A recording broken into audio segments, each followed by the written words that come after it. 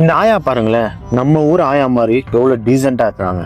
ஆனால் இந்த ஆயா பண்ண ஒரு விஷயம் உலகத்தில் ரொம்ப பெரிய எக்ஸாம்பிளாக மாறிடுச்சு இந்த ஒரு விஷயத்துக்கு.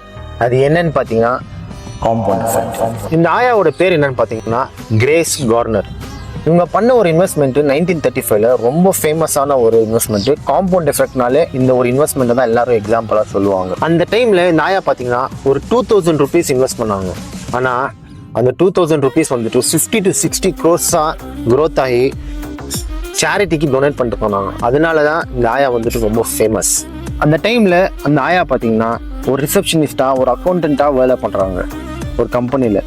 அவங்களோட 3 மாதம் சம்பளம், அதாவது ஒரு $180 to $200. இந்த அன்னைக்கு ரேஞ்ச் பார்த்தீங்கன்னா ஒரு 2000 வச்சுக்கலாம். நீங்கள் அவ்வளோதான் இன்வெஸ்ட் பண்ணாங்க. அந்த 2000 காம்பவுண்ட் ஆகி அவங்க சாகும் போது பார்த்தீங்கன்னா 50 crores இருந்துச்சு. இந்த ஆயா கிட்டேருந்து நம்ம என்ன கற்றுக்கணும்னா டைம், கன்சிஸ்டன்ட்